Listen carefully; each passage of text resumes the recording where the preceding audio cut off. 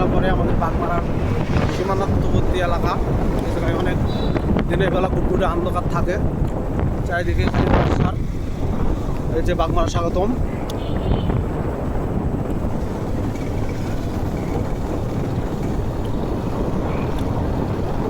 জীবন যুদ্ধের প্রত্যেকটা part step by step পার হতে হয়। ওই আবার হলো বন্ধু লোক আমি জানবে ব্রিজ হয়ে গেছে, পাশে দুটা ব্রিজ।